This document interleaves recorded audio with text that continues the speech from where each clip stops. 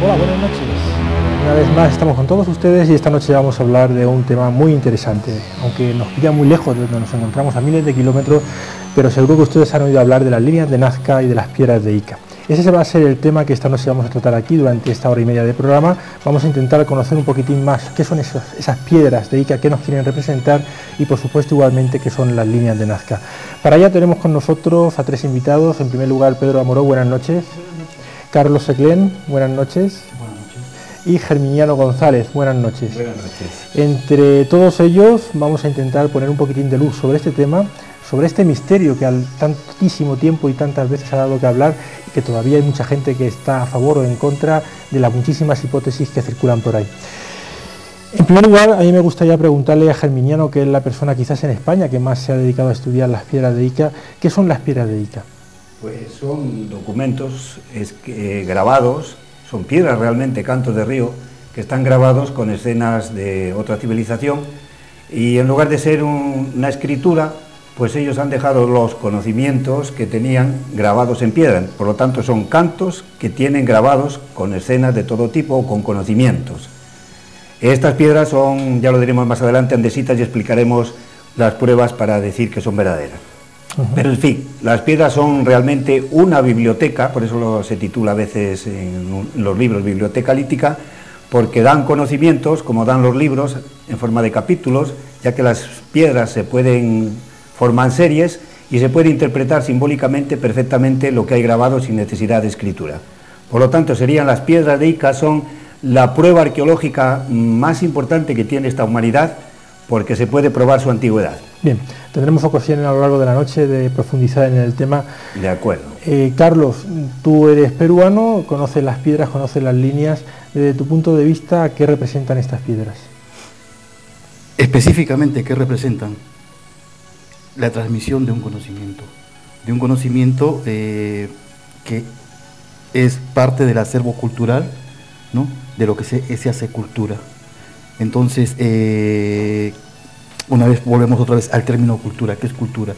Cultura es la respuesta que da el hombre a su entorno, y a través de los desarrollos, del progreso, de las investigaciones y de las casualidades, en comunión con el entorno, que el hombre da la respuesta para satisfacer sus necesidades, a través de los diferentes tiempos y épocas de la civilización de la humanidad, ¿no? Pero sobre las piedras de Ica hay muchas hipótesis, incluso hay gente que afirma que posiblemente sean falsificaciones. Que desde el punto de vista científico, de la comunidad científica, ¿qué explicación se le dan a estas piedras? Bueno, es importante saber comprender cuál es el significado de las piedras. Evidentemente, yo lo que pretendo es alejarlo del fraude, ¿no? Cuando Germiniano habla con toda la propiedad del mundo, intentando defender la autenticidad de estos monumentos líticos y que desde luego pues, manifiestan algo, para mí está de más. Para mí está de más el hecho de intentar demostrar su autenticidad. Sabemos perfectamente que hay todas las piedras no, porque creo que hay más de 50.000, pero muchas de las piedras han sido estudiadas en laboratorios y en universidades en diversas partes del mundo. Evidentemente, se ha corroborado que son auténticas, pese a que algunas personas, como un matrimonio, decía haber falsificado algunas de ellas, y es cierto que muchas de ellas están falsificadas por los propios indígenas que viven por allí, indígenas o personas oriundas de aquel lugar. Y es cierto que lo hacen porque pues, de alguna forma se han convertido en un atrayente turístico y desde luego tienen que comer de algo. Yo soy el primero que si algún día tengo la oportunidad y gran placer de visitar este hermoso país, esta hermosa ciudad, este hermoso paraje del desierto de Ocucaje, pues evidentemente compraré alguna falsa, indudablemente, y si es posible, pues también alguna verdadera. Pero quiero decir con esto que el comité cientifista se identifica por la solidez de las pruebas que testifican que estos legados a la humanidad del mundo antiguo son totalmente ciertos, a pesar de que, como veremos a lo largo del programa, hay determinadas características que identifican una piedra auténtica de una piedra falsa. El comité cientifista, vuelvo a decir e insisto, dice que es cierto. Bien, hablar de las piedras de Ica y no hablar por lo menos un poquito del doctor Javier Cabrera de Arquea, pues sería injusto, porque es la persona que más ha estudiado a nivel mundial estas piedras y Germiniano lo conoce personalmente. Cuéntanos un poquito, háblanos un poco de la personalidad de Javier. Cabrera era, en el momento que conoció las piedras, estaba enseñando en la Universidad Nacional y de San Luis Gonzaga, era catedrático de enseñanza de antropología y al mismo tiempo era el director del Museo de la Casa de la Cultura de Ica. No fue Cabrera el primero que descubrió las piedras y que probó científicamente que eran auténticas, sino unos arqueólogos. Pero aquellos arqueólogos, una vez dada la autenticidad de las piedras, se olvidaron del tema. Entonces Cabrera escribió después un libro porque se dio cuenta de que había que darlo a conocer al mundo. Y fue ahí donde la ciencia oficial se echó encima diciendo que eran falsificaciones, que las hacían los campesinos de Ocucaje y hasta el propio Cabrera.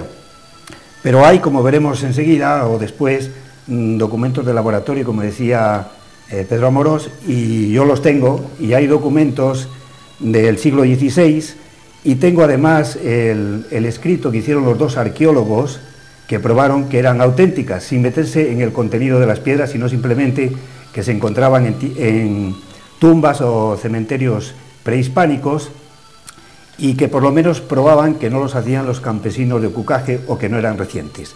Por lo tanto, Cabrera fue el primero que rompió una lanza a favor de la autenticidad de las piedras, porque al estudiarlas comprobó que había escenas de otras civilizaciones y además comprobó que también se sacaban de cementerios y que no las hacían los campesinos de Ocucaje. Aunque es cierto que los campesinos de Ocucaje están haciendo miles y miles porque es un modo de salvar la vida tan pobre que tienen.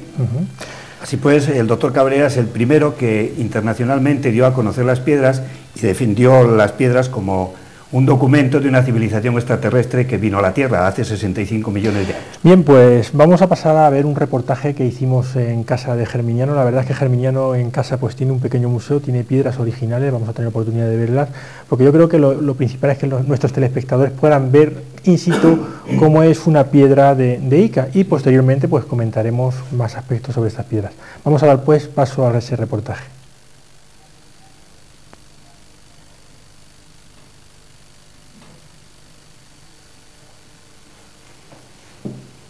Son 20 minutos. Sí, más o menos. Tenemos tiempo.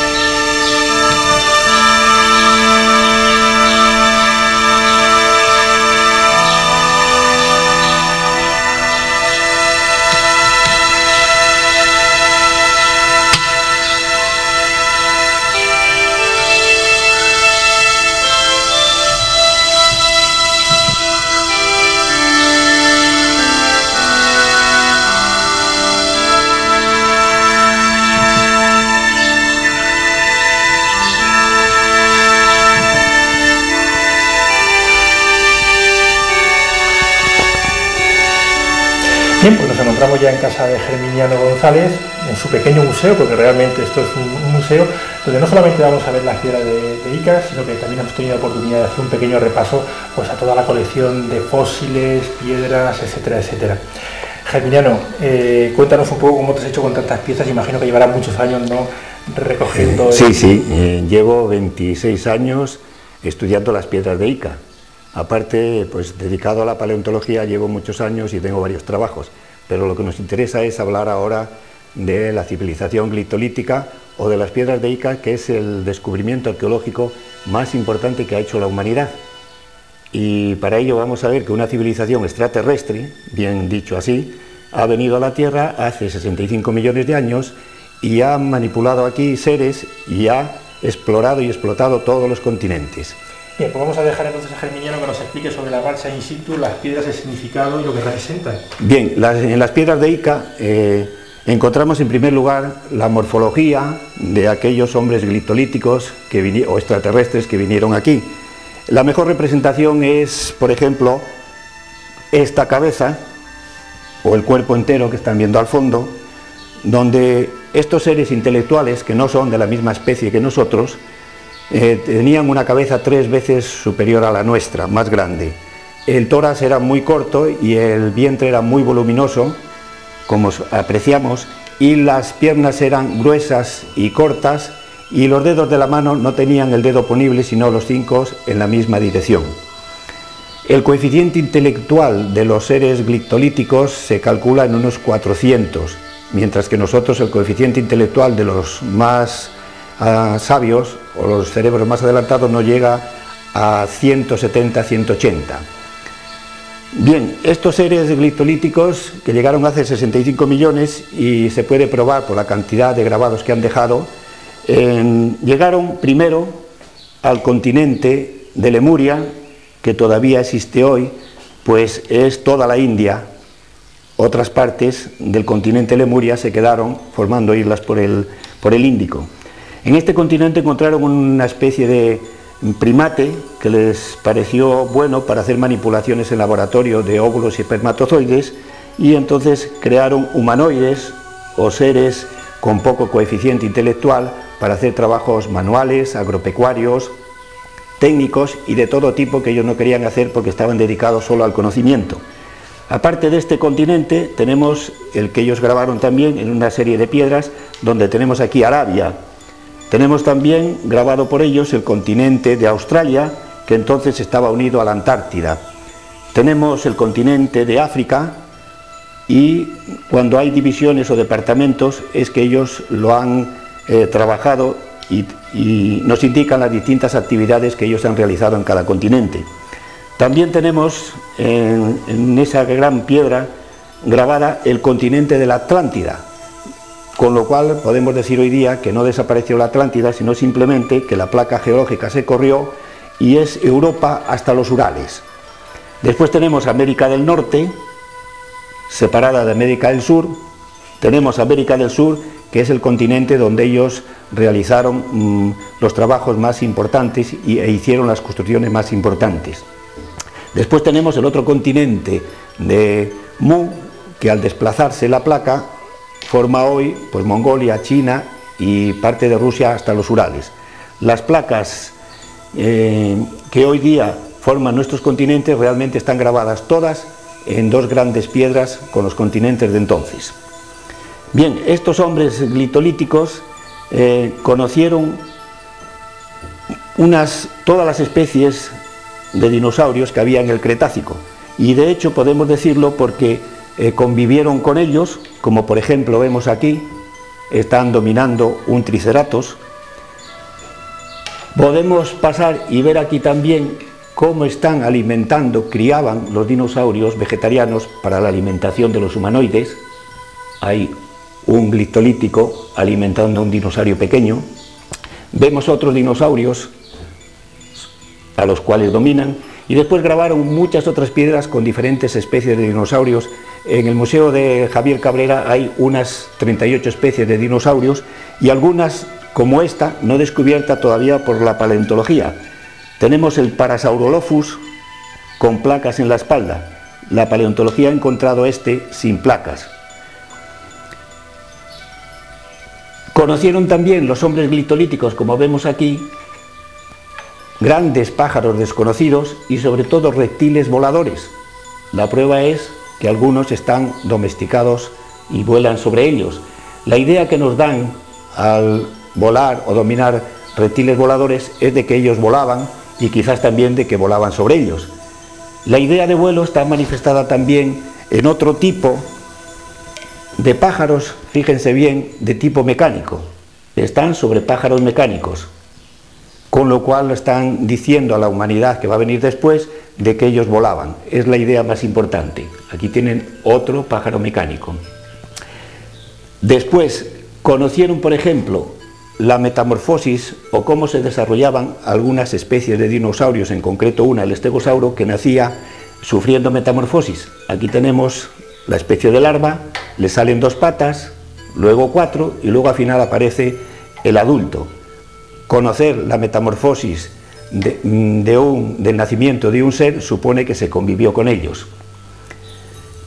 También conocieron, por ejemplo, la metamorfosis biológica de cómo se desarrollaban algunos peces que han desaparecido hace más de 300 millones de años, como el pez agnato. Aparece la larva y en distintos desarrollos se llega a el pez adulto. Es un pez sin mandíbulas. Sin embargo, ellos lo conocieron, como muestran las piedras. También conocieron una serie de animales que han desaparecido, como el fitosauro, pájaros desconocidos, y pasando, por ejemplo, aquí arriba, una especie de hianodón, de hiena antigua, un animal desconocido. Y así podemos hablar también de la diatrima, un animal que desapareció hace 42 millones de años según la paleontología. Es un ave carnívora y aparece un glitolítico dominándola o manejándola. También grabaron, cosa increíble, el caballo de 5 dedos, el primer caballo que conocemos por paleontología. La prueba que lo conocieron es que lo tienen domesticado y van manejándolo. Bien, podemos pasar ahora a describir, por ejemplo, hay que decir que estas piedras son... Esto que estamos viendo son reproducciones que yo he hecho sobre las piedras que tiene el doctor Cabrera en Ica. Luego veremos piedras falsas y luego veremos las auténticas. Pero son reproducciones con toda exactitud sacadas de fotografías hechas en el Museo de Javier Cabrera. Bien, pasamos entonces, por ejemplo, a ver los grandes conocimientos que realizaron en medicina, ya que alcanzaron algunos conocimientos que todavía la civilización de hoy no ha podido alcanzar. Por ejemplo, consiguieron operaciones del corazón. Bien, aquella humanidad realizó todo tipo de trasplantes de órganos evitando el rechazo. Por ejemplo, aquí tenemos, en primer lugar, un trasplante de corazón. Un individuo cede su corazón. Aquí aparece el que va a recibir el corazón y vemos como característica que hay un depósito que contiene hormonas antirrechazo que solo producen las mujeres embarazadas. Así se evitará el rechazo de ese corazón al implantarlo en un nuevo individuo.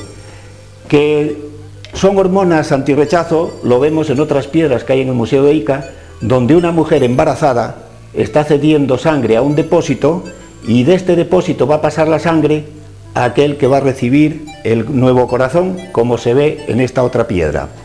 Lo cual quiere decir, según el doctor Cabrera, que aquella civilización encontró la solución al rechazo de los órganos. En las mujeres embarazadas hay sustancias que lo pueden evitar. Aquí vemos cómo el que recibe el corazón recibe en los vasos radiales del brazo las hormonas antirrechazo y el corazón sigue irrigándose con sangre de mujer embarazada para que sea aceptado. Luego tenemos otra escena donde se sutura, pero fíjense bien, con una aguja o bisturí eléctrico, porque está conectado a un depósito y además a los brazos de un cirujano que tiene hojas, es decir, ha captado energía solar, fotónica o cósmica, ha transformado la energía esa, en este caso en eléctrica, y cose pasando la energía eléctrica directamente sin necesidad de ninguna central como tenemos nosotros. Después, como final, aparece un cirujano escuchando con un estetoscopio los latidos del corazón y ha retirado ya el bisturí o la aguja que ha saturado. Conserva, sin embargo, el receptor hormonas antirrechazo durante un tiempo para que realmente el rechazo no exista. Después podemos pasar a las grandes operaciones que hicieron de cerebro. Nosotros todavía estamos muy lejos. Aquí aparece, por ejemplo, dos cirujanos que van a abrir el cerebro de un individuo.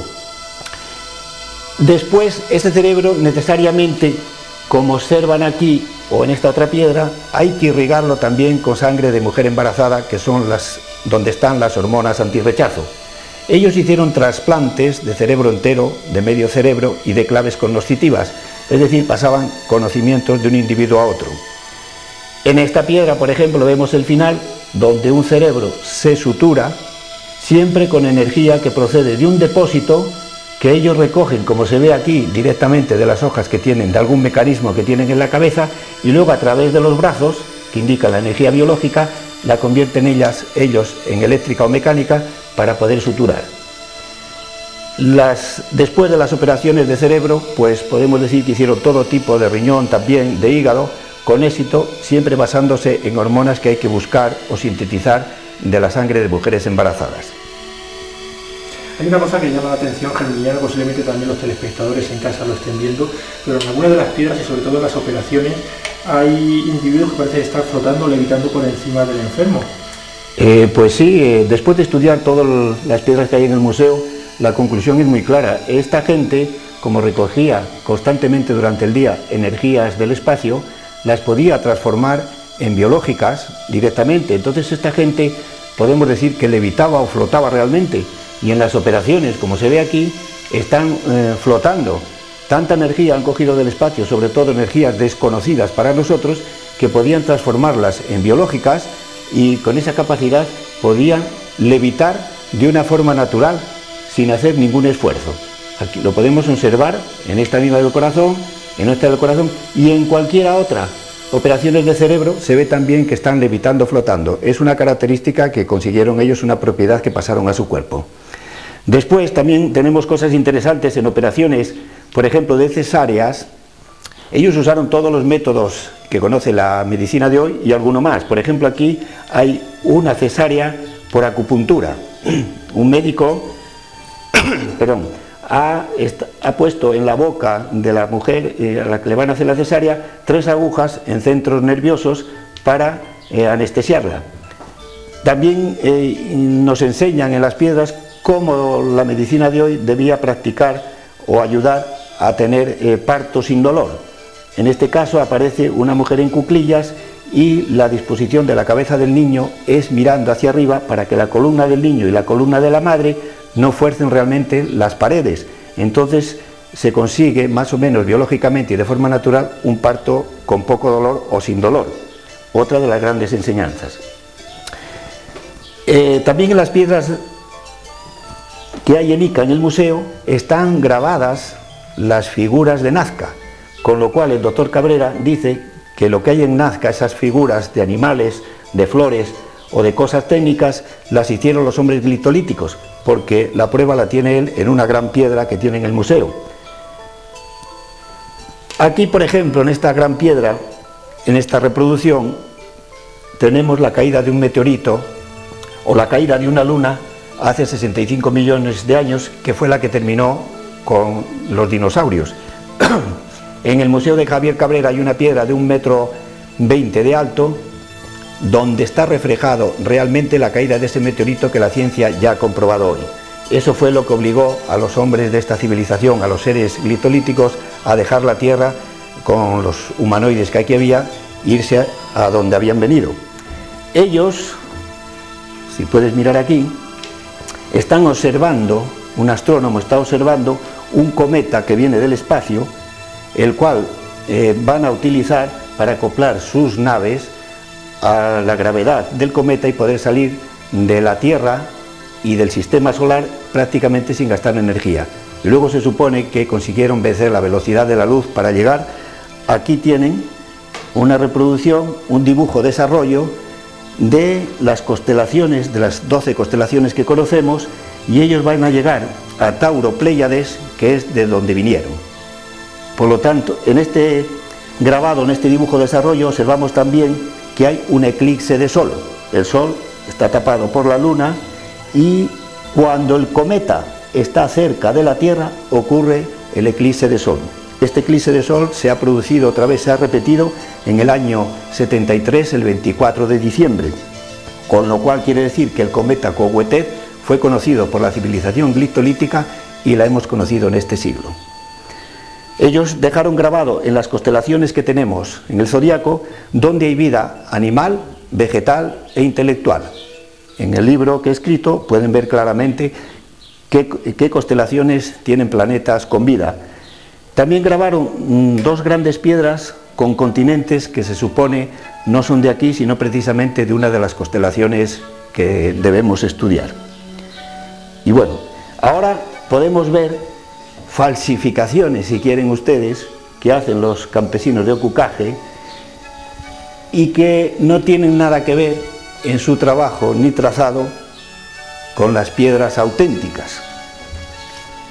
Vean ustedes el trabajo de incisión que tiene una piedra original y la que han hecho o hacen normalmente los campesinos. Todas estas piedras que observan aquí son originales, pertenecen a la civilización gliptolítica, desde dinosaurios, algunos en alto relieve, otros trabajados con incisiones profundas y bien hechas, en alto relieve, todo tipo de figuras, algunas desconocidas que hay que interpretar, son fantasiosas, podríamos decir, animales desconocidos, un pez en alto relieve, una tortuga también que ha desaparecido porque tiene una pata más, tiene 5, insectos que no se sabe que son, desconocidos del todo. Este grupo de aves se ha estudiado y tampoco son de ahora, son prehistóricas. Todos estos grabados en bajo relieve, en alto relieve y con grandes incisiones bien hechas, son todos, están viendo ustedes, piedras auténticas. Aquí tenemos otro dinosaurio, estegosauro, que ha existido en alto relieve. Aquí algunas figuras que están manejando otro dinosaurio de especie distinta. Y aquí tienen 3 grandes piedras, sí. Sí, me llama la atención, ¿esto parece ser un instrumento musical o...? No se sabe, el doctor Cabrera lo ha estudiado y no se sabe si es un instrumento musical o un instrumento que está absorbiendo algún tipo de medicina o algo, podríamos decir, para la salud. De hecho, esta piedra, por el grabado que tiene de incisiones profundas, porque tiene el barro que está incrustado, se ha solidificado con la piedra, no se puede quitar simplemente con cualquier cosa, tiene millones de años. Esta es una de las piedras que podemos decir. Y este señor que aparece aquí, este individuo sí es humanoide, le falta la gran cabeza y el cuerpo corto de los gliptolíticos. Este es un humanoide que ellos elevaron a rango cognoscitivo, podríamos decir, de reflexivo muy alto. Y aquí aparece otro individuo también de los que ellos consiguieron elevar a alto rango cognoscitivo, que tiene en la cabeza unos símbolos de tipo técnico y electrónico, con lo cual recoge energías del espacio y las transforma después en influencia de poder mandar ondas o frecuencias a distancia y poder paralizar o matar. Los símbolos estos en escalera son siempre energías no conocidas por nosotros, son más bien cósmicas, no pertenecen al sistema solar. Pero la capacidad de estos individuos para recoger energías, transformarlas después hasta en frecuencias de tipo que podríamos decir que no vemos, pero que llegan a los individuos, a los animales, es un adelanto que todavía no hemos conseguido en esta civilización. Me llama la atención, sí, el observar algo que parecen ser paneles, teclados, el baño de las piedras. Sí, posiblemente las hojas, los paneles que tú dices, son paneles solares, sirven para recoger energías, o bien las que conocemos hoy fotónicas, o otro tipo. Siempre que aparecen hojas, evidentemente nos indican como símbolo que están recogiendo energías solares, para transformarlas directamente, es decir, no necesitan combustibles fósiles ni energías contaminantes. Bien, aquí estamos observando lo que parece ser una planta carnívora, ¿no?, que está devorando... Sí, en aquel tiempo existían en la era secundaria, en el Cretácico, plantas carnívoras de mayor tamaño que las que existen hoy en ningún lugar de la Tierra.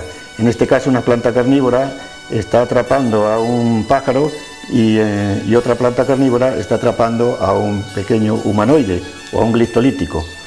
La verdad que sí, que existieron plantas carnívoras, se cree y se sabe un poco por paleontología, mucho mayores que las que existen hoy. De las más de 11.000 piedras que hay ahora mismo catalogadas, sí. ¿Hay en alguna de ellas alguna escena de violencia donde se pueda ver algún sacrificio de...? No, en el Museo de Javier Cabrera yo he observado durante 4 días y no he encontrado ninguna escena de violencia. Más bien la violencia, podríamos decir, es la caza y el matar animales que ellos necesitaban para la alimentación. Ahí sí que aparecen, por ejemplo, en el estegosauro, le aplican un puñal o un punzón en el ganglio pélvico para dormir la mitad posterior del animal, y luego una especie de gas le llega a la boca para poder dormirlo. Es decir, tampoco practicaban una violencia con los animales o los mataban drásticamente, sino que procuraban no hacerles mucho daño. Pero escenas de guerra, escenas cruentas entre los humanoides o entre los glistolíticos, ninguna piedra se ha encontrado todavía.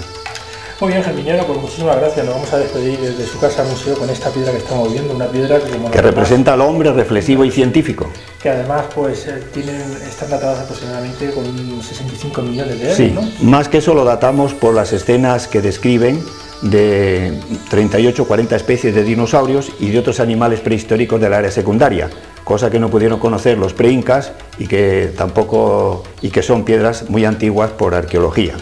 Muy bien, pues muchísimas gracias y seguimos hablando en el plato. Pues encantado.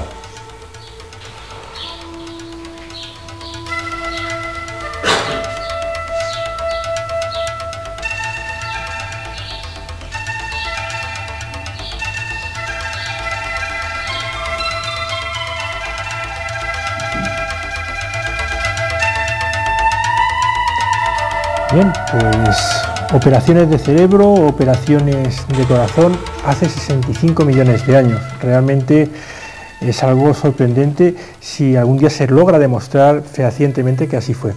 Nosotros vamos a pasar unos minutos a publicidad y volveremos dentro de muy poquito tiempo. Hasta ahora.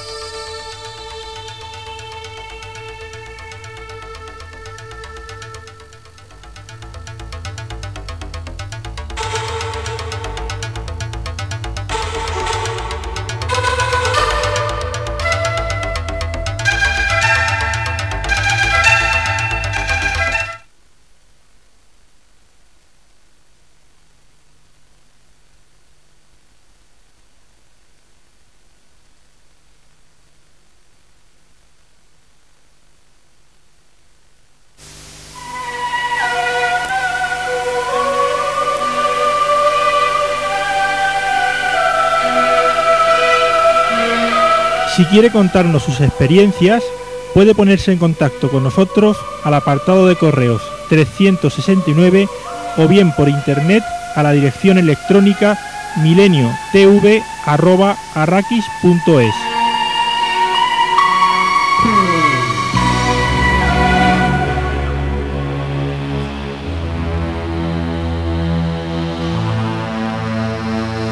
Bueno, pues seguimos hablando de las piedras de Ica y de las líneas de Nazca, que hablaremos posteriormente en la tercera parte del programa.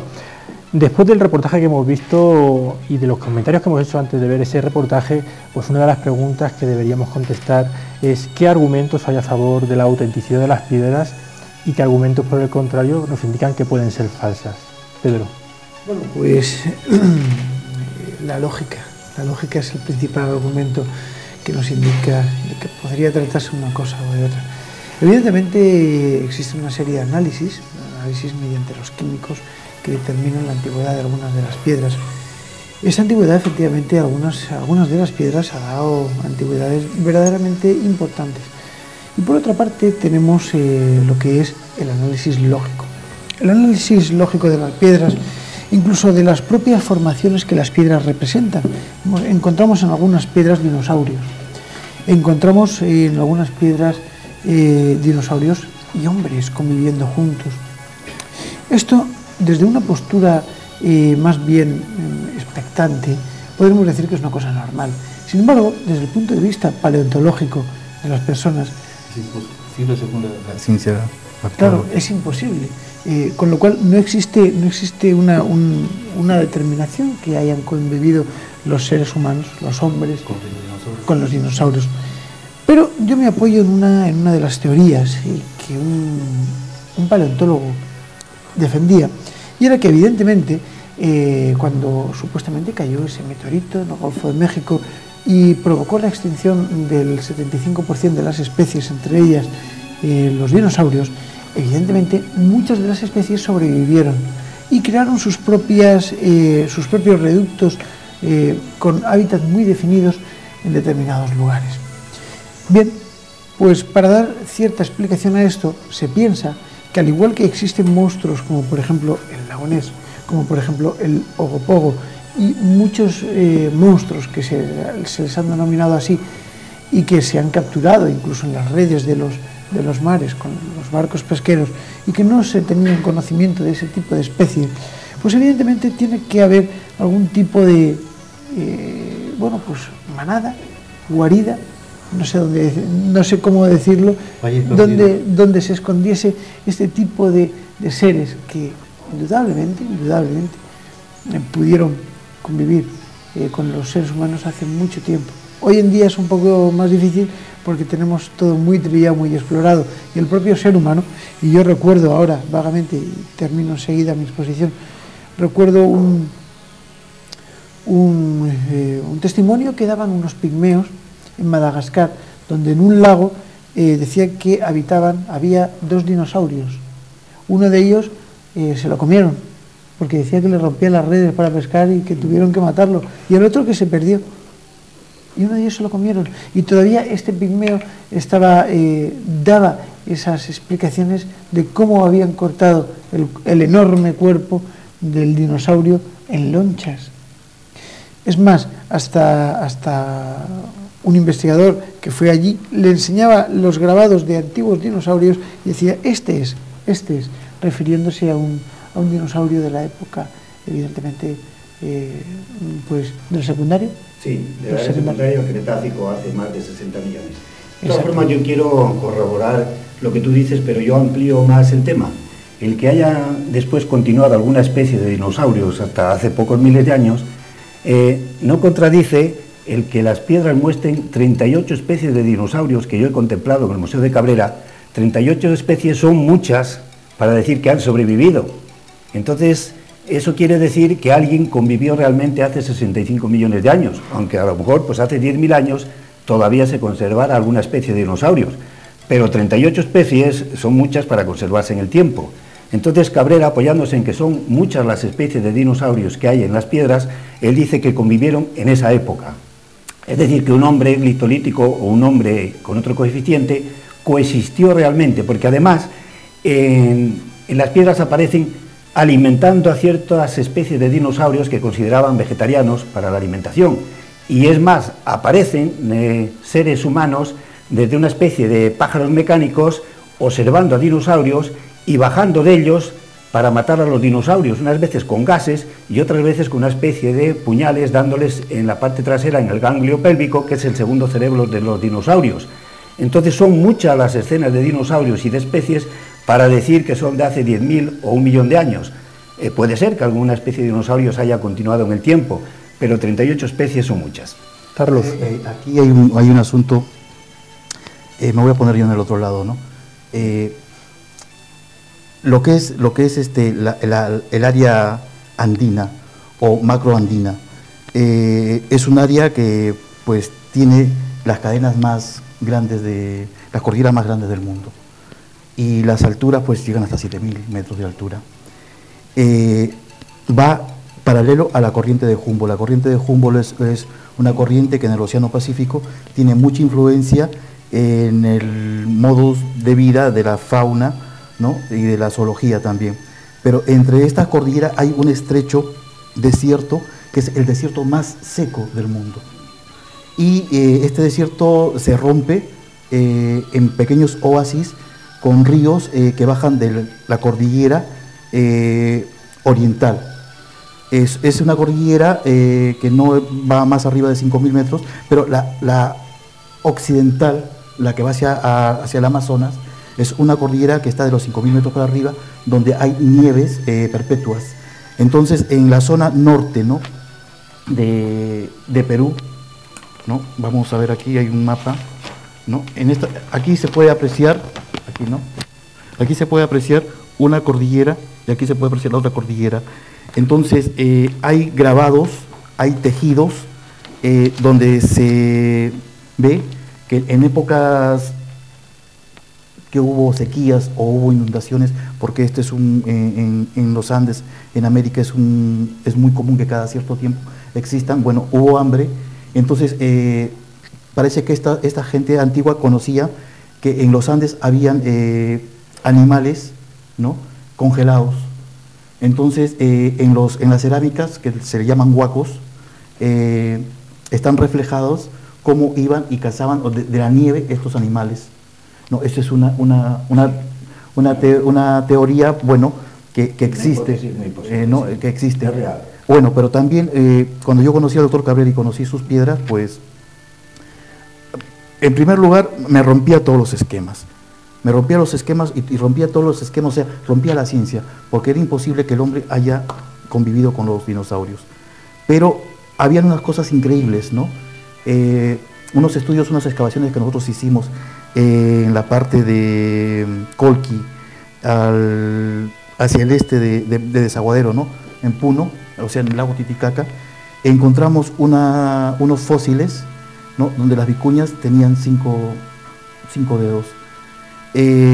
Bueno, ya nosotros sabíamos que existían estos fósiles, porque antiguamente, en los años 40, Julio Cetello, padre de la arqueología andina, había escrito sobre esto y nosotros habíamos encontrado ese archivo, pero no había un testimonio. Entonces, ¿cómo era posible? La pregunta que yo me hice en ese momento, cuando estuve en el Museo de Dr. Cabrera, fue, ¿cómo era posible, si nadie sabía de eso, solamente estaban en pocos archivos de la universidad, cómo era posible que gente, porque en el tiempo que yo estuve con el doctor Cabrera, al doctor Cabrera era totalmente, que era mentiroso, que era falso, que todas las piedras las habían tallado, que mucha gente hacía piedras falsas y cosas por el estilo. Pero ¿cómo era posible que existía en una de estas piedras esta vicuña antigua, arcaica, ¿no?, con 5 dedos? Entonces ya eso me hizo pensar de una forma diferente y ver de una forma diferente el patrimonio lítico que tenía el doctor Cabrera, ¿no?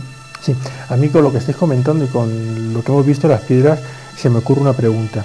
¿Cómo estos seres que utilizaban tecnología punta, que eran capaces de operar el corazón y el cerebro, no han dejado otros vestigios que no sean las piedras? Es decir, algún instrumental. Tiene una explicación hasta natural y lógica. Dejar un documento grabado, escrito en piedra, en primer lugar se conserva mejor que en otro material, porque la piedra es más eterna. Además, la piedra es un material, podríamos decir, despreciable por los humanos, no un metal. El metal enseguida lo recoge cualquier indígena o cualquier persona. Una piedra es un material que se desecha mejor y se conserva mejor lo que está grabado. Es que no han pintado ni han dibujado, es que están grabadas con incisiones en bajo relieve y en alto relieve.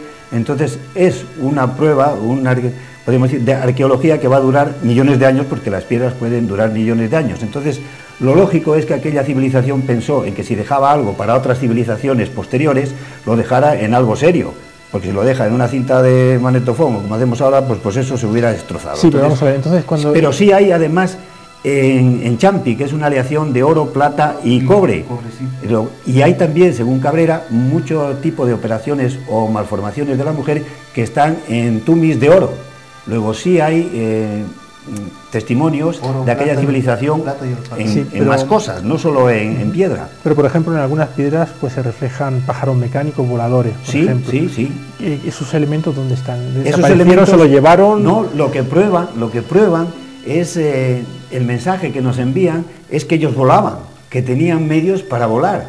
Es la idea de representarlo en un pájaro que vuela y además mecánico, para decirnos que no era un pájaro normal, porque entonces no podían volar sobre él, se hundirían. Entonces, para Cabrera, los pájaros mecánicos prueban de que aquella civilización volaba, y el mensaje es de que habían conseguido volar.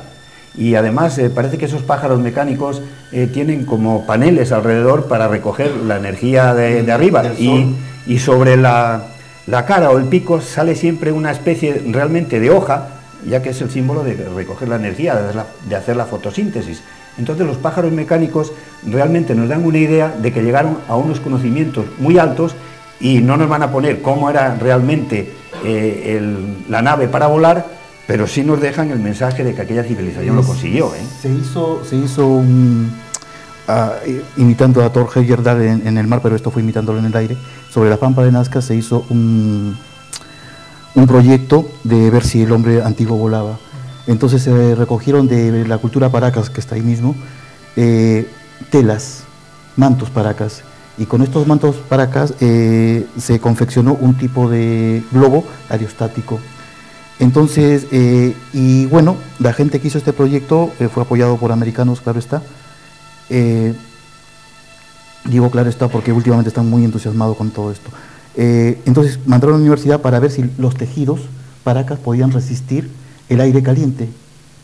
Y cuando hicieron la investigación en Estados Unidos, encontraron que por centímetro cuadrado era el doble, o sea, con la antigüedad que tenía, era el doble de resistente que las telas actuales para hacer aerostática en globo. Entonces, lo que sucedió que no calcularon bien los metros cúbicos que se necesitaban para que se pudiera levantar. Sin embargo, tuvo un vuelo de 8 minutos, ¿no? Hemos comentado que hay aproximadamente alrededor de 100.000 piedras repartidas por todo el mundo, pero a mí me da la impresión de que las piedras no están muy estudiadas. Es decir, aquí tenemos una piedra, es auténtica, están por ahí repartidas, pero queda mucho todavía por investigar en el tema de las piedras de Ica. El mismo doctor Cabrera reconoce que hay infinidad de series de insectos, sobre todo de pájaros, que tienen en el museo, para los que no tiene pues mucho interés, sino que lo deja para otros estudiosos, pero hay series enteras, sobre todo de insectos, que él piensa que no solo nos van a dar a conocer la enfermedad que transmiten, sino también la cura, donde se puede encontrar solución. Hay una cosa importante que no debemos de olvidar, y es, yo muchas veces divago y muchas veces vuelo con mis planteamientos, ¿no? Pero cierto día recuerdo que estaba entrevistándome con el director del proyecto EGRA, el proyecto para estudiar los rayos cósmicos que entraban en la Tierra. Y es un hombre muy cientifista, muy de ARP, como nosotros decimos, muy racionalista, y recuerdo que me dijo una frase. Después de dialogar cerca de mucho tiempo, llegamos al convencimiento de que él abriría un poco más su mente para comprender determinadas cosas, pero que yo tampoco tendría que abrir mucho la mía, no vaya a ser que se me cayera algún día el cerebro. Y es cierto, no debemos de dejarnos llevar por la grandiosidad de las de los grabados en estas piedras. No debemos de dejarnos, debemos de ser fríos a la hora de pensar. Se han analizado las piedras, se ha determinado que son auténticas, evidentemente. Por lo que yo aprovecho este momento para decirte y deciros a todo el mundo que dejéis ya de demostrar que las piedras son verdaderas. Vale, ya lo son. Es que la gente quiere saber argumentos y los hay. Por supuesto. Lo que sucede es que fue tanto tiempo, tanta caña le dieron que estas eran falsas, que es eso. Pero también hay otro... Queda un resquicio. Sí queda un resquicio. Hay un testimonio que es muy importante. Y es un testimonio en un manto Paracas que está... la operación, sí y no. De cómo se puede perder un dedo. Un dedo. Bueno, sí, pero eso es una cosa más sencilla. Se nota un frijol, una alubia, ¿no? Cómo la alubia entra en la tierra, cómo la alubia germina por dentro, se supone que no se ve. Para ver cómo la alubia germina por dentro, se supone que se tiene que tener una especie de microscópico inyectado adentro para ver cómo crece, cómo se hace la simbiosis adentro. Pero todo esto está reflejado hasta que sale el cotiledón en 17 etapas, 17 o 16 etapas, no me acuerdo muy bien, que está en el manto Paracas. Pero esto mismo también está en las piedras grabadas. Entonces aquí, en el tiempo que yo vi esto, entonces yo pensé, ¿no? Ahora pienso un poco más diferente. Yo pensé que las piedras habían copiado al manto. No, eso es al revés. Los Paracas o Nazca copiaron cosas que vieron, encontraron en piedras o en oro o en aleaciones, entonces copiaron. Pero aquí también viene lo siguiente, porque en el manto Paracas hay colores, sí, hay formas y hay dimensiones, sí, que en las piedras no están. Bueno. Pero entonces había un conocimiento todavía. ¿no? Entonces ya lo que sucede es que se pierde este conocimiento, y de lo que se sabe de los mantos paracas, que son los tejidos, como hemos dicho, que por centímetro cuadrado que no han llegado los telares actuales actualmente, y segundo, que los colores los sigue conservando como si fuera el primer día. Además, ya que hablamos del manto paracas, hay un famoso manto paracas que es el de la genesia. Es una operación que solo se puede hacer conociendo los genes, por genética, que es cómo se puede eliminar un dedo o más de la mano genéticamente, y para eso hoy día sabemos que se requiere el microscopio, dominar el ADN, saber qué peldaño ocupa ese dedo y manejar el ADN directamente, quitando y poniendo lo que se llaman proteínas en los peldaños. Ese manto de paracas que explica de una forma genética, a través de 3 generaciones se necesitan para suprimir dedos de la mano, el doctor Cabrera lo descubrió como médico, pero hoy científicamente tiene el nombre de agenesia, que es un tipo de enfermedad o un tipo de operación que se puede hacer en laboratorio, y solamente conociendo el ADN se puede hacer ese tipo de operaciones, y eso está en el manto de paracas, que tiene 3100 años. Vamos a ver, yo quisiera poner un poquito el punto aquí. Vamos a ver, no debemos de olvidar que estamos tratando con unas civilizaciones, con unos pueblos que conocían perfectamente el funcionamiento del cuerpo humano, sí. Conocían perfectamente el movimiento de las estrellas e incluso el movimiento de la propia Tierra. Conocían determinadas cosas que hoy en día posiblemente ignoramos porque no las necesitemos. ¿Por qué vamos a mirar las estrellas para ver qué hora es cuando podemos hacer así y mirar nuestro reloj? Evidentemente no nos hace falta. Hemos perdido ciertas habilidades, hemos perdido ciertas utilidades que tenía nuestra mente para detectar ciertos campos energéticos que antiguamente pues se conservaban. Pero actualmente, por ejemplo, no mirando el reloj, sabes cuál es el momento bueno para sembrar, por ejemplo, una patata. Sí. Porque si tú sabes que según la luna, ¿no?, la posición de la luna y el tiempo, esa patata te va a crecer mejor y no va a tener parásitos, ¿no? Entonces es un conocimiento también de cómo la influencia estelar o cósmica influye en la vida animal, en la vida vegetal y en la vida humana, ¿no? Yo vengo a decir, y resumo, vengo a decir, por supuesto, totalmente de acuerdo con tu planteamiento, pero vengo a decir que no debemos de atribuir ciertas características que posiblemente por su apariencia pudieran ser extraterrestres. No podemos afirmar exactamente que nos venga una sabiduría de fuera de nuestra tierra.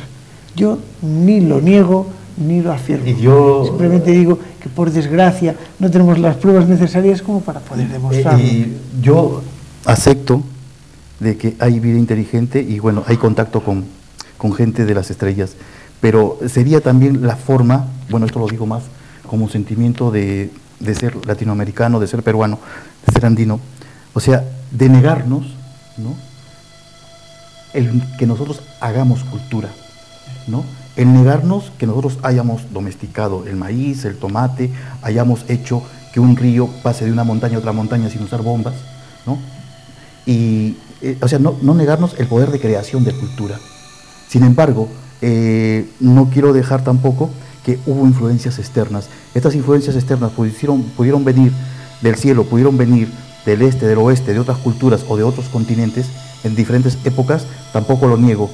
Es más, yo pertenezco a la cultura mochica, que es una de las 4 culturas del Pacífico, que su creación es de un dios que viene del oeste, viene del mar, ¿no? Entonces hay una influencia. Nailán, por ejemplo, viene del mar, y después cuando regresa, no regresa otra vez al mar, sino regresa volando. Bien, ¿Qué dios es? No, Nailán. ¿Nailán? Nailán. El Tumi, Nailán. Muy bonito. Sí.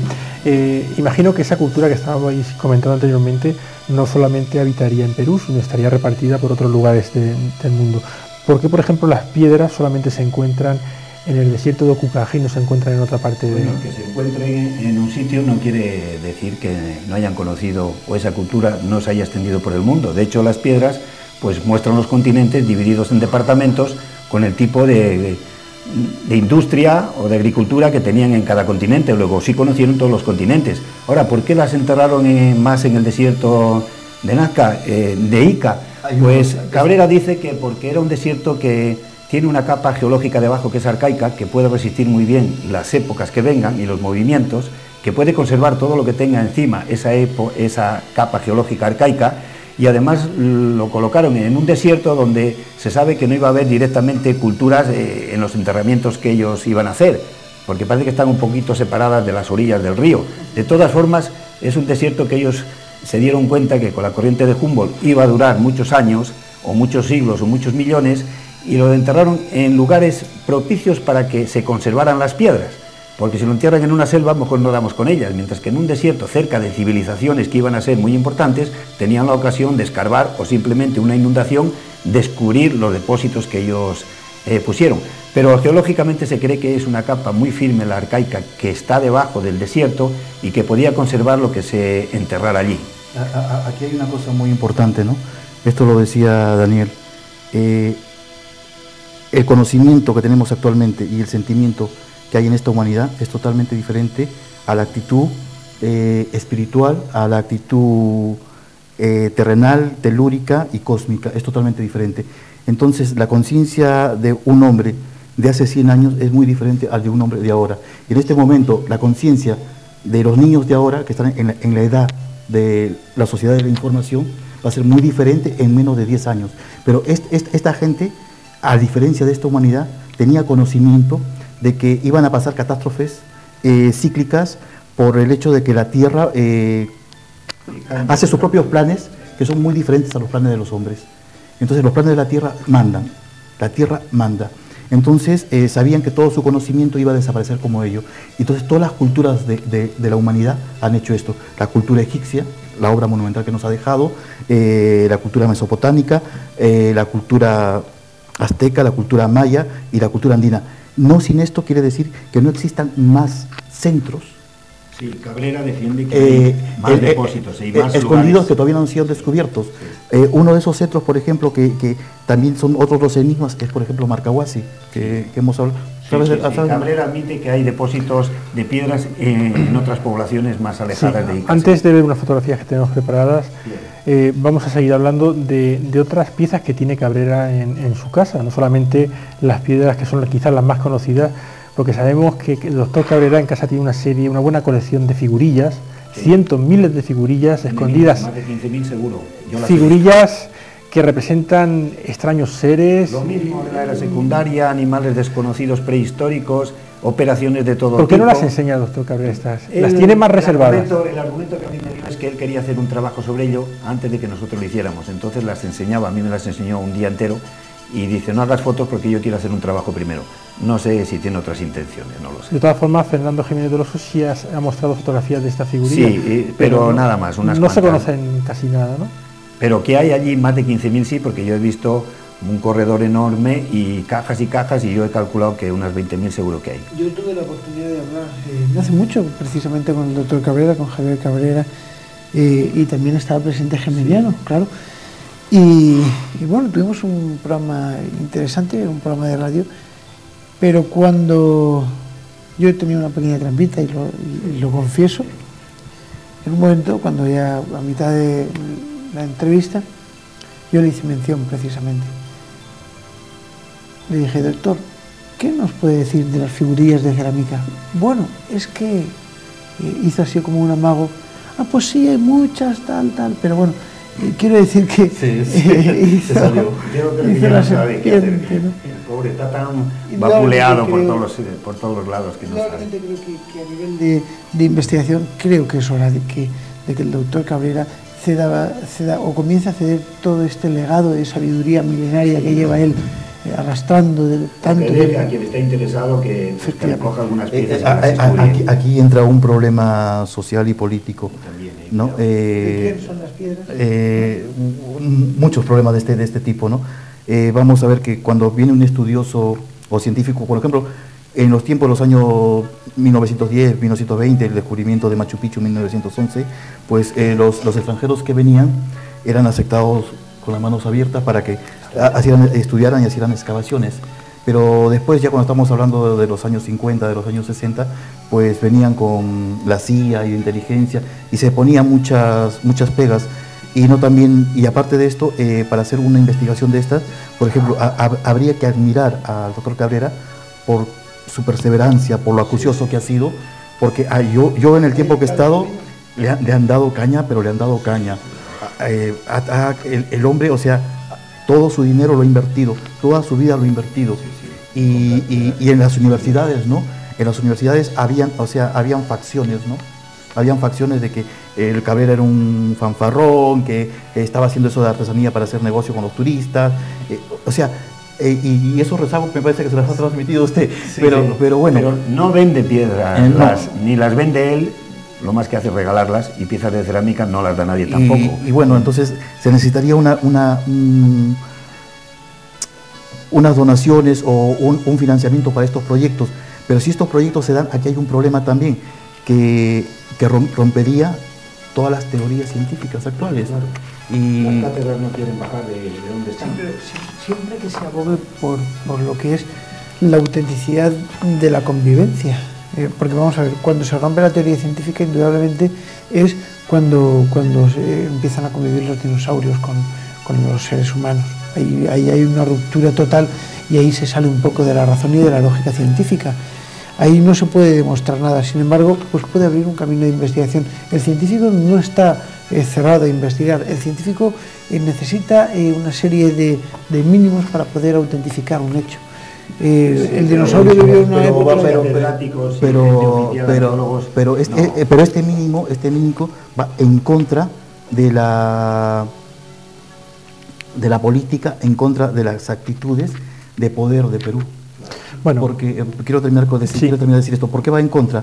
Porque siempre nos han recalcado que todos los asentamientos que tenemos nosotros, en primer lugar no se conocen como asentamientos arqueológicos, sino son ruinas. Una palabra, son ruinas. Segundo, ¿cómo es posible que los indios tengan conocimiento?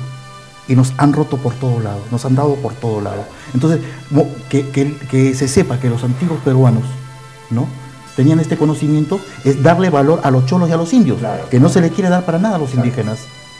¿No? Entonces es un problema también social y político. Muy bien, tenemos que pasar a la publicidad. Yo antes quiero pedir a mi compañero que ponga unas fotografías muy curiosas que yo he encontrado en internet. Son unas fotografías de una serie de cráneos que descubrió Robert Connolly, y los descubrió precisamente en Ica y en algún paraje de México. Vamos a ver las fotografías porque un poco esos cráneos van a mostrar lo que podrían ser los cráneos de esos seres que estábamos comentando que aparecen en las piedras de Ica. Ahí estamos viendo la primera de ellas.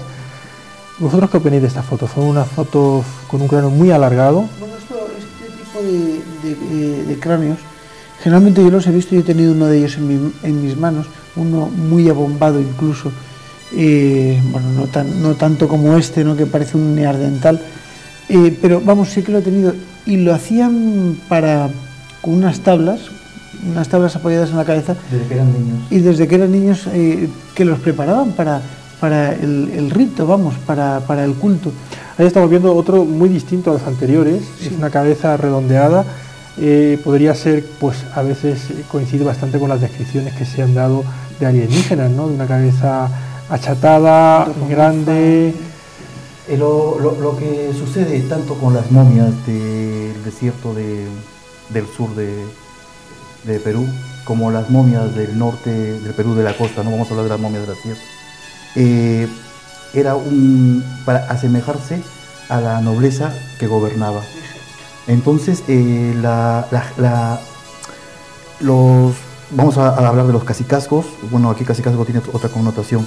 Vamos a hablar de los terratenientes de indios, cuando subían o se casaban con una mujer de la Casa de la Luna o de la Yalcoasi, para entrar en esa relación, porque esa fue la forma como los incas fueron también conquistando los pueblos, se ponían las orejas grandes o el cerebro, ¿no?, el cráneo, desde niños se los iban formando. Pero aquí también hay una cosa diferente. No estamos hablando de una, dos o tres. Yo he visto miles, ¿no? He visto miles por ejemplo, en Paracas hay otro sitio que se llama Paracas Necrópolis, que es en el desierto, que tú no ves nada, pero abajo del desierto son como botellas donde hay unos fardos funerarios, ¿no? Y encontramos cantidad de cráneos de este tipo. Muy bien, pues tenemos que pasar inevitablemente a los minutos de publicidad y vamos a tener que dejar ya las piedras de Ica, vamos a dejar el tema de los cráneos, porque también vamos a ir después de publicidad a un tema interesante, que son las líneas de Nazca y que están muy relacionadas también con lo que aparece en las piedras. No se vayan, que volvemos ahora mismo.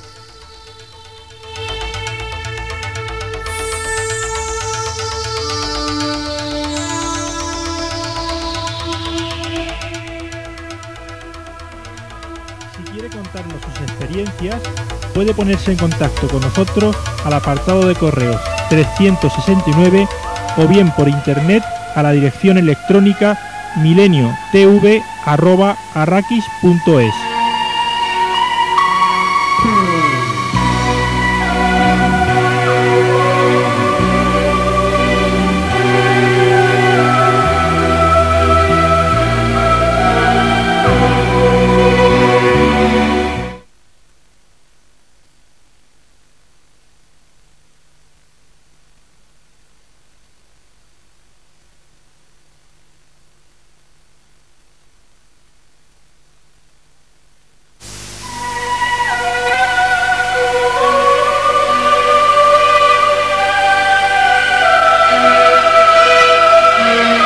Si quiere contarnos sus experiencias, puede ponerse en contacto con nosotros al apartado de correos 369 o bien por internet a la dirección electrónica mileniotv@arrakis.es.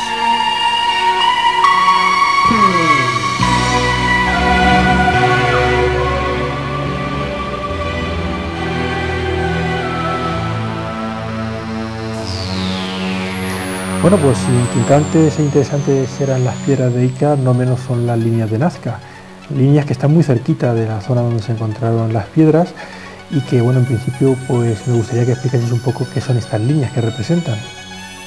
Cualquiera de los tres. No, empezar usted. Venga, yo lo que voy a aprovechar es para darte esta postal, que comprando estas postales se financió la investigación de la línea de Nazca para el programa. Muchas gracias, muchísimas gracias. Aquí tenemos a María Reiche, que es una física alemana que falleció hace, me parece, el año pasado, a la edad de 95 años, y dedicó toda la vida al estudio de las líneas. Y yo creo que como doctor Cabrera tuvo que luchar muchísimo y enfrentarse a muchísimos estamentos para poder investigar cómo ella quería estas líneas. Bueno, pues, ¿qué son las líneas de Nazca? Bueno, pues voy a empezar yo, aunque creo que la palabra la debería de asumir por su conocimiento. Bueno, pues las líneas de Nazca son, lo voy a explicar a grosso modo y con 4 palabras para que todos los televidentes puedan entender de qué se trata. Parece ser que en medio de un enorme desierto, de una zona, se organiza una serie de piedras y de surcos, que después más o menos contaré cómo se han hecho algunos de estos surcos para que las líneas se vean. Y estas líneas forman figuras, y estas figuras son visibles, pero lo curioso es que son visibles a 10.000 metros de altura, bueno, un poquitín menos. A 1.000 metros de altura, pero siempre desde el aire. A veces desde los cerros también, altos cerros también se consigue vislumbrar una silueta, no se ve. Poniéndose desde una parte de perfil, indudablemente se ven, pero siempre lo recomendable para verlas, una avioneta y sobrevolar la zona, y entonces se ven. Estos son estas figuras, estas pistas que aparecen en este curioso lugar que es Nazca. También hay algunos lugares que guardan una simetría muy curiosa ante esto, pero bueno, pues después ya vendrán nuestras opiniones particulares, que son, yo aquí espero algunas de ellas para ver qué ocurre. Nazca. Sí, perdona, Carlos, voy a pedir a mis compañeros que vayan preparando las fotografías e incluso sobre las propias fotografías que vamos comentando. Bueno, Nazca es un lugar muy especial por el tipo de desierto que es. Tiene unas lajas de piedra, todas las lomas de Ingenio y Palpa y Nazca. Es más o menos un territorio de 150 kilómetros cuadrados, donde un día viajando, no sé, Paul Kossoff, viniendo de Chile hacia Lima, vio estas figuras y le recomendó el estudio a María Reich. Bien, ahí estamos viendo en primer lugar pues un mapa donde se sitúan las zonas que anteriormente hemos comentado, tanto Ica como Nazca, al sur de Perú. Y esto sería pues en primer lugar una fotografía aérea de lo que es toda la zona donde aparecen estos trazos, ¿no? Ahora mismo pues a esa altitud no se observa nada. Esto sería un mapa croquis donde aparecen todas las figuras que se pueden apreciar en esta parte del desierto, y ahora pues vamos a ir poco a poco comentando las figuras que aquí aparecen. El colibrí. El colibrí tiene una orientación este-oeste, y cuando la luz del sol del 21 de junio cae directamente sobre su pico, marca el solsticio invernal. Ahí estamos viendo esa misma figura. Ustedes podrán observar cómo se encuentra en lo alto de una cadena montañosa. Estas figuras aproximadamente mide 300 metros. Entonces, uno de los enigmas que hay es cómo pudieron plasmar estos dibujos sobre las pampas de Nazca, ¿no? La superficie no es totalmente uniforme, son laderas, son lomas, son planicies, son quebradas, aprovechan toda la morfología del lugar para plasmar estas figuras, que aquí ya vienen las interpretaciones, ¿no? Se hizo un estudio de esta línea de Nazca y se pusieron en un ordenador, pero solamente Este es el colibrí. Una figura viva que dicen que es un pájaro, y yo digo que no es un pájaro, porque un colibrí es el pájaro más pequeño, de unos centímetros, y si arriba lleva otro pájaro, tendría que ser ese segundo pájaro del tamaño de una pequeña mosca, con lo cual no me pega. La verdad es que hay dos colibríes. Por ejemplo, tiene 66 metros. Yo quisiera que me dijeran los entendidos estudiosos qué pájaro es del tamaño de una mosca. Este es el símbolo de vuelo y de un pájaro mecánico encima del colibrí. Esa es una interpretación que hace Cabrera, que yo también hago. Aquí hay dos interpretaciones. Este es un segundo colibrí que va tripulado o va por una persona que va encima del colibrí. En las culturas antiguas he encontrado la semejanza con muchas culturas, que el colibrí es la única ave en todo el mundo que es mensajero de los dioses. En la cultura india, en la cultura china, en la cultura egipcia, en la cultura mexicana, en la cultura peruana. Entonces el colibrí es un mensajero de los dioses. Esa sería la interpretación de este colibrí. Pero entonces aquí estamos entrando a interpretaciones. El hombre americano es homus religiosos por excelencia, y siempre este hombre estuvo en un contacto y en una comunión con la tierra totalmente diferente al hombre actual. Bien, ahí estamos viendo otro elemento. La araña, pero falta ver la pata, cómo se alarga. La vamos a ver ahora en varias imágenes que vienen posteriormente. Aquí esta es otra muy parecida a la anterior. Que entra a la... La araña tiene 46 metros de largo. Sí, pero el segundo par de patas trasero, hay la pata vamos de la a ver, derecha parece que se alarga y tiene un apéndice. Tenemos otra imagen más de la araña, a ver si hay en esa próxima imagen, pues podemos ver ese apéndice que nos comenta Germiniano. Ahí en teoría se ve la araña, pero cuesta más trabajo verla. Y ahí sí se podría apreciar ese apéndice en una de las patas. Germiniano, para ti, sí. ¿qué representa esta apéndice? Es que yo lo he estudiado biológicamente y en la universidad, y resulta que esta araña que alarga la pata y que tiene un apéndice en la pata, segundo par de patas de atrás, es única en la naturaleza. Es un arácnido que se llama Ricinulei, y esa araña es la única excepción en la naturaleza que copula con el par de patas traseras, el segundo par de patas traseras, y eso solamente se puede observar que copula o tiene el órgano copulador en esa pata solo al microscopio. Luego alguien conoció ese tipo de araña que copulaba así, luego tenía que usar un tipo de artilugio de laboratorio que no está al alcance de los indígenas de entonces. Esa es una interpretación. Sí, ahí estamos viendo. También esta araña pertenece a una zona de la selva, que es solamente de esa zona de la selva, sí. Con lo cual se da un significado que la gente de Nazca tenía contactos con la selva. ¿No? Bueno, este es el mono, otra de las figuras representativas de Nazca, tiene 135 metros, una de las mayores figuras. Esta es una de las pocas figuras que se plasma en esta investigación que se hizo en el ordenador con la constelación, con el signo zodiacal de Osa Mayor. Sí, pero la parte del mono es con Escorpio y la Osa Mayor es la parte de la cola, y también significa la espiral, que es muy importante, aunque una parte del pie del mono también contacta con otra. Bien, aquí estamos viendo otra figura. Este es un tipo de pelícano. Son una serie de pájaros. Estas ya son zoomorfas, ¿no?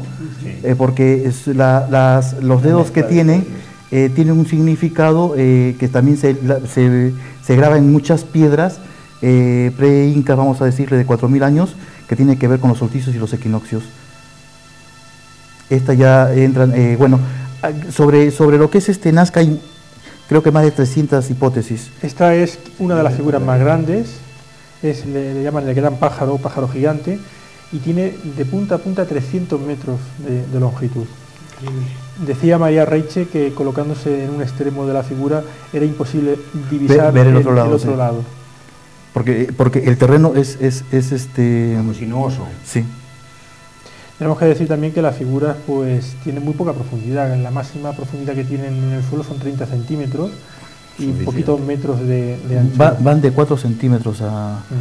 Y ahí estamos viendo pues una serie de seres, de peces, animales, algunos desconocidos. La ballena. Una ballena. Un tipo de ballena, sí. Hombre, es un perro. Sí, es un perro huanca. Pero el perro huanca está en una actitud que tienen, características que tienen estos perros, que con la cola así, en esa forma levantada, copulan. Casi todos los animales están quieren demostrar la fecundidad de la tierra, porque todos los animales están en copulación, ¿no? Eso es una figura muy conocida. Ese es el candelabro que se encuentra a 150 kilómetros de Nazca y solamente se puede ver desde el mar. Aquí nos pasó una cosa muy extraña cuando estábamos estudiando, ¿no?, en la universidad. En la parte baja del candelabro hay un rectángulo. En este rectángulo hay una figura como un semicírculo casi un poco borrado y tiene las 4 posiciones del norte, sur, este y oeste. Yo me puse en uno de los brazos del candelabro arriba y para ver el atardecer. Bueno, lo que sucedió fue lo siguiente, ¿no? Estuvimos casi una semana, pero todas las tardes pasaba una pareja y en el sitio que se ponían a hacer el amor era justo en ese sitio. Y la primera vez no me di cuenta, la segunda vez tampoco. La tercera vez dije, vaya casualidad. En el rectángulo, justo en el centro.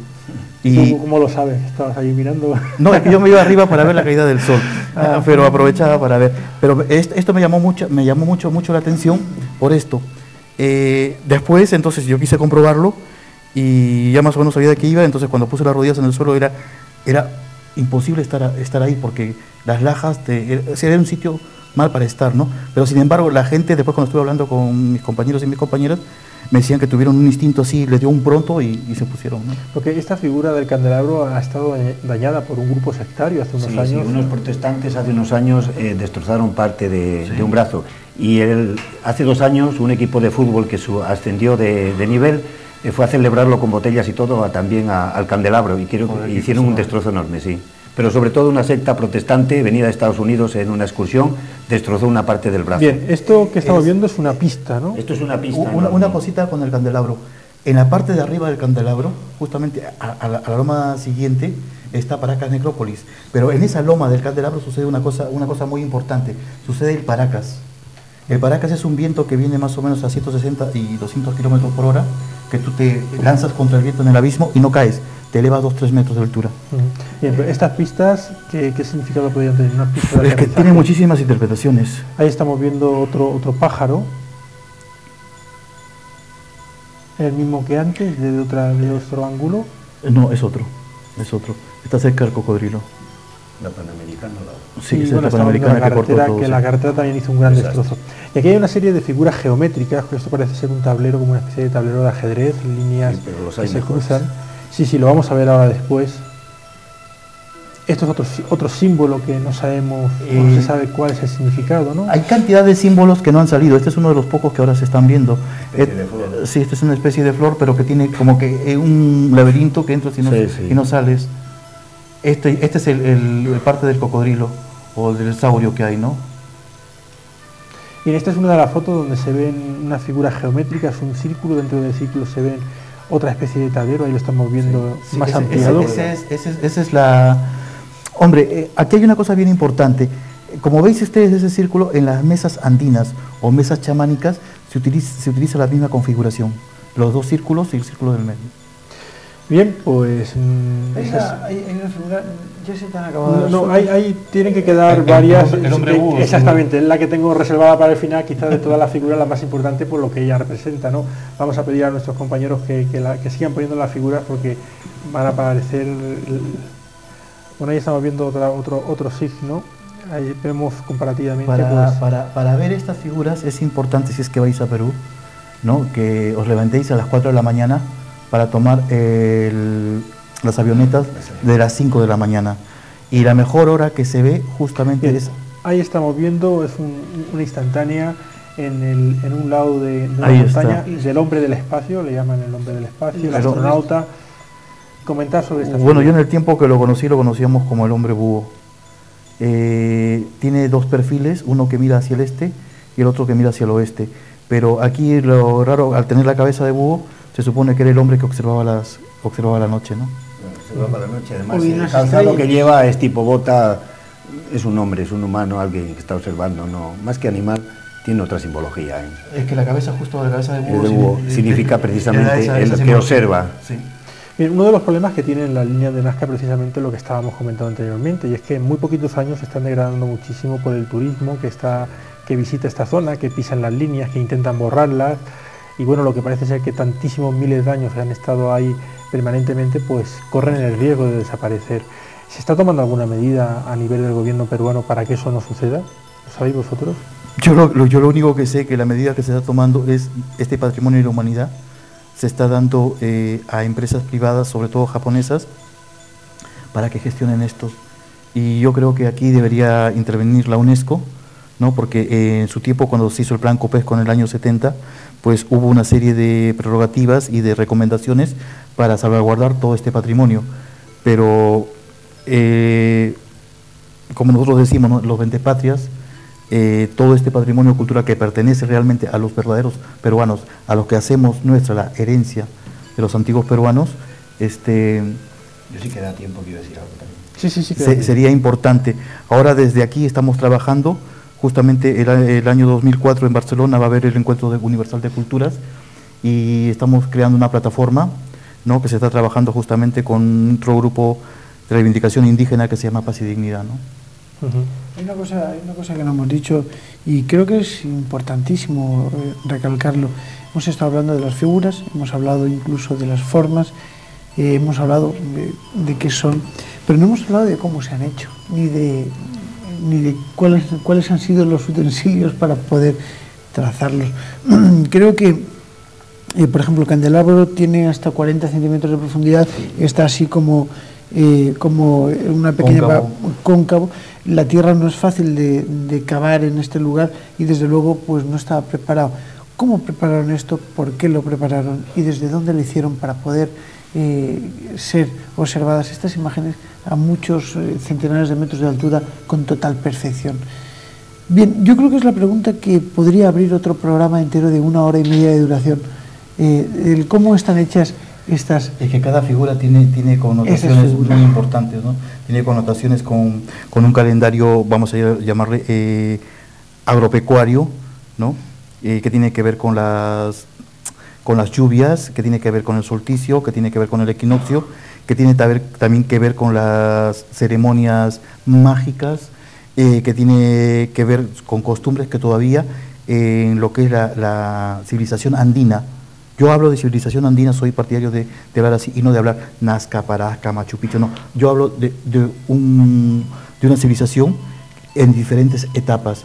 Porque, por ejemplo, muchas cosas que hemos visto en las piedras de Ocucaje o muchas cosas que estamos viendo en la línea de Nazca, todavía en el Perú profundo, en el Perú indígena, se sigue haciendo. ¿no? Por ejemplo, los trasplantes de córneas, trasplantan córneas de pescado, ¿no? Hacen operaciones en los ojos, gente que lo hace con las manos y con un simple cuchillo, ¿no? Entonces, utilizando un simple cuchillo. Un simple cuchillo nada más, no es un trasplante de córnea. Bueno, y muchas cosas que he visto con plantas y cosas por el estilo. Yo tengo en mi cuerpo pues muchas experiencias de una farmacopea totalmente desconocida, y cuando yo iba con gente de diferentes países a caminar por los Andes a 4.000, 5.000 metros de altura, yo les decía, no, conmigo no vais a tener problema. ¿Por qué? Porque tenía unas pócimas que me habían dado de unos preparados, que uno de sus ingredientes era la hoja de coca, y la gente conmigo jamás tenía soroche. Soroche es un mal de altura. Entonces hay un conocimiento que últimamente pues se está lapidando, ¿no? Tanto es así que una de las cosas que sé del año pasado, que por ejemplo lo que estábamos hablando de la ayahuasca, ha sido patentado en Estados Unidos, ¿no? Que pertenece al patrimonio de la cultura indígena, ¿no? Bueno, y otra de las preguntas, ¿no?, sobre las líneas. María Reiche decía que las líneas posiblemente de Nazca tenían un origen destinado exactamente para marcar planos astronómicos. Pero eso sometido al ordenador, yo creo que 10 figuras corresponden a constelaciones o salida del sol, pero en general la mayoría... Ahí estamos viendo la postal que nos estaba comentando. Las figuras y líneas no corresponden a situaciones de astronomía ni de agricultura, por lo tanto no se puede decir que las figuras tengan un sentido pecuario, el sentido agrícola.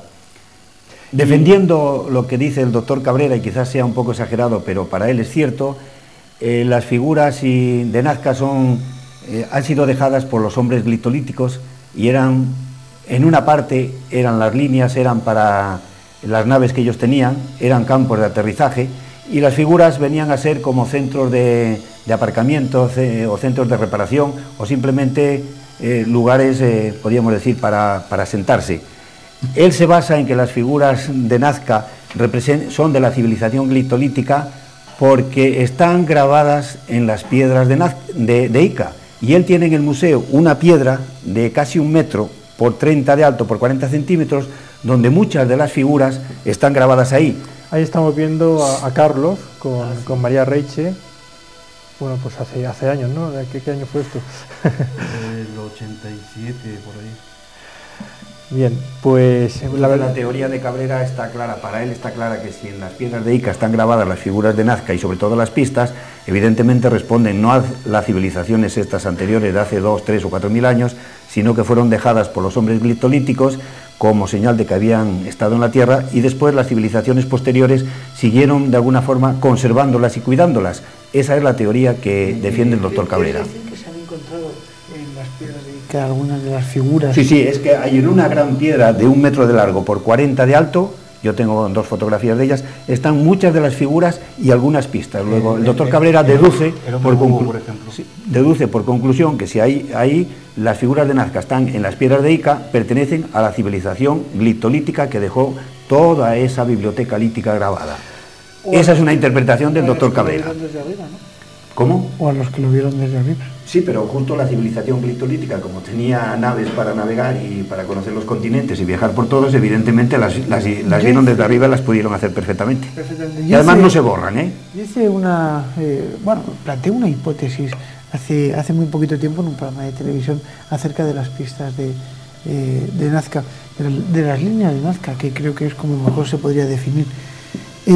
Si sabemos que no podrían utilizar ningún sistema para poder volar a esa altura, salvo algunos globos aerostáticos hechos indudablemente con materiales arcaicos que perfectamente podrían resistir bastante más, como hemos estado hablando antes, y con otro, digo yo, planteo la posibilidad, sabiendo que los antiguos habitantes de estos lugares utilizaban determinados tipos de alucinógenos para poder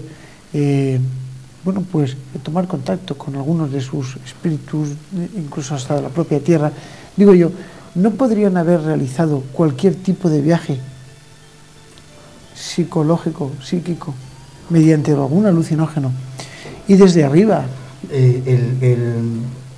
Si estamos hablando de los alimentos espirituales, como puede ser el San Pedro, como puede ser el ayahuasca, el toe, que son generalmente los alimentos espirituales de América del Sur. Es muy probable porque justamente, aparte de que hay un 20% de la figura de la línea de Nazca con las constelaciones y las estrellas, aparte de que hay otro porcentaje de geometría, aparte de que es un mapa, pues encontramos como en la línea de Nazca como una maqueta. Encontramos una maqueta que tiene que ver con el camino mágico de Huiracocha, que Jiménez del Oso en un programa estuvo hablando del camino mágico, pero justamente es lo que yo quería decir en el mapa este, ¿no? Carlos, perdón, es que nos estamos pasando de tiempo, yo os pediría brevedad porque nos hemos pasado ya. Es que podríamos estar aquí hablando... Es que hablar de Nazca es un programa o dos programas. Muy bien, os agradezco muchísimo vuestra presencia y bueno, pues todos los datos que habéis dado sobre las piedras de Ica y sobre la línea de Nazca. De verdad, muchísimas gracias por estar aquí esta noche, espero encontraros en este programa nuevamente en una próxima ocasión. A ustedes también les agradezco su atención y les voy a hacer un pequeño inciso para la semana que viene. En primer lugar, el programa de la semana que viene no va a ser el miércoles, va a ser el jueves, se va a emitir a partir de las 10 de la noche y va a ser un programa en directo desde la Casa de la Cultura con una personalidad importante dentro del mundo de la parapsicología. Se trata de John Azpirúa, que es un parapsicólogo considerado como uno de los más importantes parapsicólogos del mundo. Este señor está ahora mismo de gira por España y va a tener tenemos el honor de contar con él en Canal 49, porque nos va a hablar un poquitín de lo que es la vida después de la muerte. Repito, será el jueves a partir de las 10 de la noche en la Casa de la Cultura, una conferencia, un programa al cual ustedes están invitados, pueden asistir en directo a este lugar. Y entonces, bueno, recordar, jueves a las 10 de la noche, Casa de la Cultura. Buenas noches, hasta la semana que viene.